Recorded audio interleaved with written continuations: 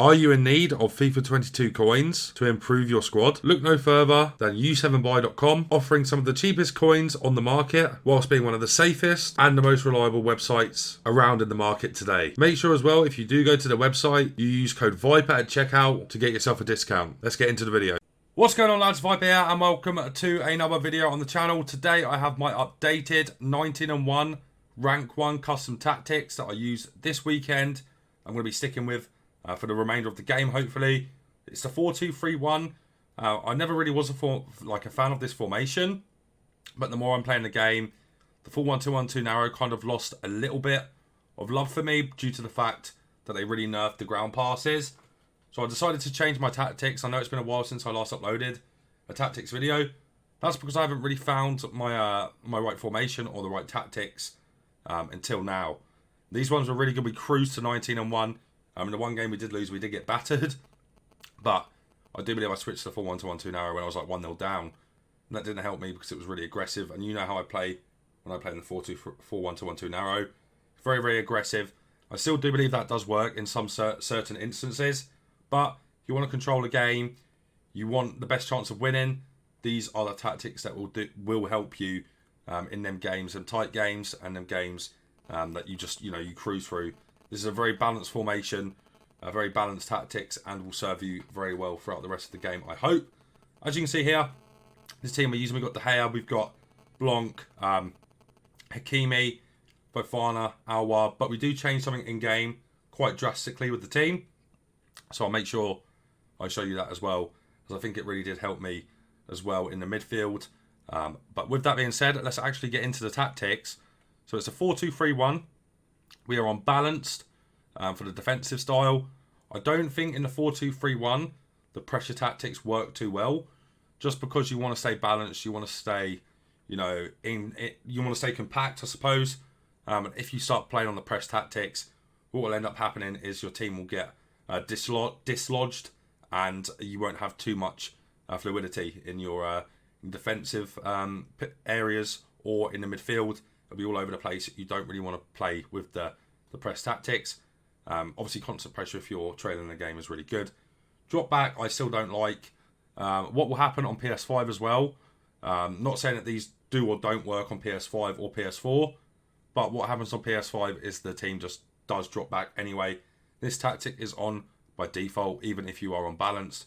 There's no need for drop back. Only play that really if you're trying to hold on to a lead. We've got 50 width, just because we don't want to get hit down the wing. We also don't want to be too, we don't want to be hit from a narrow too hard. So 50 is the balance there. Get the best of both worlds. You can defend the wings really well, defend the narrow formations really well as well. That's why that's on 50. This is more of a preference thing, the depth. The reason I have this on 60 is because I trust myself to win the ball higher up the pitch, play a bit of a higher line. It's always the way I've kind of played FIFA. You do get done on the over-the-top ball, so you've got to make sure you have really fast centre-backs to be able to counteract the over-the-top ball meta that is really, really strong still. You've got to be careful of that. Obviously, we have Varane and Blanc. Blanc isn't the fastest, but Blanc is a more ball-playing centre-back. Varane tidies up the over-the-top balls, and he's really good at doing that. If you haven't done that, Varane, you're really, really missing out. But that is why we play on that depth. Just play a high line, play higher up the pitch, win the ball higher up the pitch as well. It kind of counteracts the need for the press tactic on this. The higher the line you play, the more aggressive your players will be, higher up the pitch, and you'll be able to win the ball back in better positions to start counter-attacks of your own. Then for the build-up play, we've got balance. Obviously, I'm a big fan of fast build-up. Don't really like long ball. Don't really like slow build-up. You turtle too much in that that tactic right there. Fast build-up's really good as well, though. I personally don't think you need to use that in this formation, though, as we're looking for balance here, right? This is something that you use more on a 4-1-2-1-2 narrow. Long ball does work, but it's not really my preference. If you want to get the balls over the top, you can still do them regardless of playing this tactic. Balance is just the best of everything.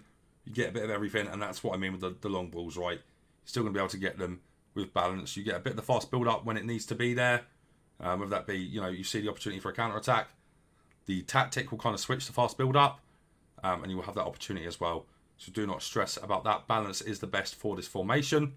Then we move on to the chance creation. Now, I've always been a big fan of direct passing. I do still really like it, but I think it's a lot better in a narrow formation where you can do driven passes more often and you're going through the middle. What forward runs gives you? Just a bit more activity in the final third.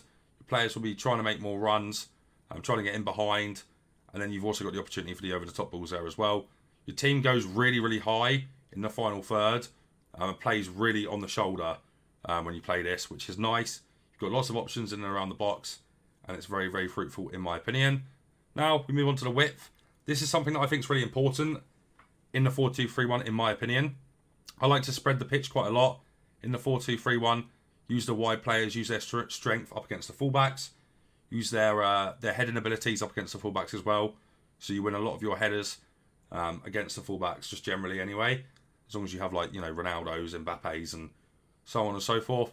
I find this to be really important to have this a bit higher so you can really get down to the byline, beat the man, and you've got great opportunities once you beat the fullback when you play quite wide. That's my reason for having this high. Same kind of thing for players in the box. Once they beat the man at the fullback spot, I want to be able to play across, play a driven pass across the box, and have lots of options. So if one doesn't work, you always got another one there, or you have another option after you find the driven pass if the chance doesn't open up correctly. That's why I always have this high. I do recommend having this high. I think it's very, very good to at least have this on 6 minimum. You guys might not like it. It's definitely, you know, this is my main formation at the end of the day. I wouldn't play this on a more defensive style. But once you start the game, I want this to be high, so I have lots of opportunities to play the ball into the box. Corners and free kicks, I've got this on 1, just because I don't want to get hit on a corner counter. That is why these 2 are on 1. Make sure you do that. You can get away with 2 as well. Any more than 2 though, and you are susceptible to counter attacks. So make sure you have this on 1 or 2 maximum. Now, guys, we're going to move on to the instructions. Now, the instructions are a bit different from what I'm used to. First of all, for the striker, just stay forward. It's important that he stays up there to be your focal point. If you're getting hit on the break or you're under a lot of pressure, just being able to play that long ball up to your striker and him usually win the knockdown, and hopefully you can win the second ball, is really, really nice to have. That is why I like him on stay forward, just because he's in the right positions. You know, we've got Ronaldo up there as well.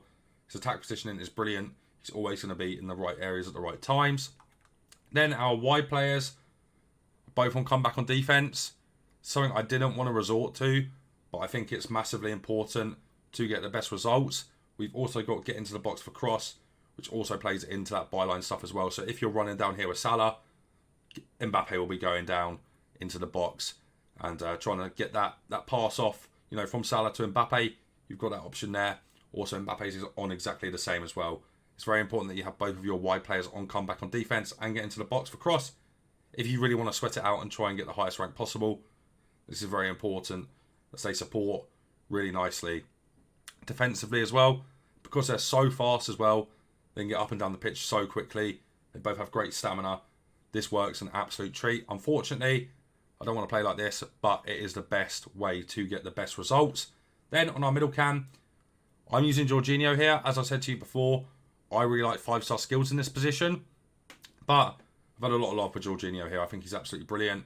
He's on stay forward, stay on the edge of the box for cross. The reason he's on stay on the edge is because if an opportunity appears for a finesse shot, you're going to want to take it with your middle cam, right? Your middle cam is going to be the maestro, the one that's got really good dribbling stats, should have the finesse shot, and just stuff like that.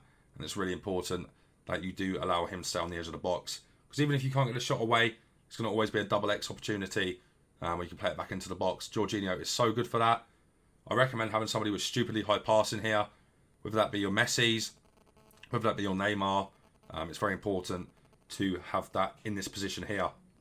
Stay forward, stay on the edge for our middle cam, come back, get into the box for our wide cams. Now, as you can see, here's the change that I've made in the team. So Hakimi's actually playing in CDM with Fofana, and Aouar's been pushed out to right back. I'll explain it a bit further in a moment, but it's very important for me to do that. With our more defensive CDM, who's going to be Fofana in this case, we've got him on stay back and cover centre. He's there to support the defenders and be able to ping passes whenever you need to. He's got an absolutely brilliant long ball on him. He's really, really good in this position at mopping up, driving the ball forward with his strength and pace. He's really, really good in this position. You need somebody like this in your team to be able to drive forward after you win the ball back. He's also so good at, winning the ball back. It sticks him quite often. So this is another great player to have here. Just make sure they're a bit of a powerhouse. They're quick and they've got really good strength. It's very, very important to have that here. Then with Hakimi, he's on balanced attack and cover centre. You want to be able to allow him to go forward, dictate the play, and almost sometimes act as a fifth attacker. He's really good at that. Obviously, he's got an insane card. It's his Team of the Year card. He's so quick. You can drive diagonally across the pitch with him, and that's really nice as well because nobody can catch him. It's a really, really important position to have here. Alwar does work here as well, and I would be playing Alwar here if I didn't pack Team of the Year Hakimi. But just somebody fast, powerful, and good going forward with good passing in this spot is really, really important. As I said, Alwar does do the same thing. Hakimi is just a little bit better at it. But the other thing with the fullbacks as well, not so much on TNE, but a lot on Alwar, is you're able to connect quite nicely with your RAM, or in this case my RAM, because obviously we're playing Alwar at right back and Salah at RAM. What will happen is you can pass back to Alwar, you can wait for Salah to get beyond that on the shoulder, and then play that over the top ball, and it works so well from fullback to wide player. It's a shame I don't really have that with Tierney, but Alwar is really good at that as well. So if you can get fullbacks with insane passing that are really fast, it's a must-have down here in my opinion. As you can see as well, the fullbacks are both on stay back. Obviously, you guys know I like pushing my fullbacks up, and if it's a tight game where I need something a bit extra, I will just go to the D-pad and put on attacking fullbacks, just to be able to get a bit more going forward. So that is why I've got them on stay back, so I can manually do it myself without having to pause the game. Stay back on them, and if you need to change it, you can with the D-pad menu in game. So that is why we've got them on stay back. It's somewhat defensive, but it works really well. It's a very controlled style you'll have to play with this. A very possession-based, wait for the right pass, and get the ball in behind. It's really, really good, and it works really, really well. But you have to take some time to learn this, as it is a bit more defensive and a bit more controlled than the 4-1-2-1-2 narrow that I know you guys love. And I know it's been a long time since I last uploaded a tactics video. Reason being is I couldn't find the right thing, and I didn't want to bring out some BS video for you guys. I wanted to make sure I knew what I was doing, and this got me to rank 1 very comfortably. We cruised through almost every game other than the one we lost. So I really do highly recommend you try these and try and learn them. You're not going to learn them overnight, but I promise you, if you do get them down, they will be a great help to you in champs moving forward. So guys, make sure you listen to the video, make sure you saw exactly what I've done, and see how they get on for you. Let me know in the comments if they do work for you. But guys, that's going to be it from me for now. So if you did enjoy the video, make sure to leave a like, subscribe to the channel if you're not already, turn on the bell so you never miss a player review or custom tactics video. That's going to be it from me for now though, guys, so take care.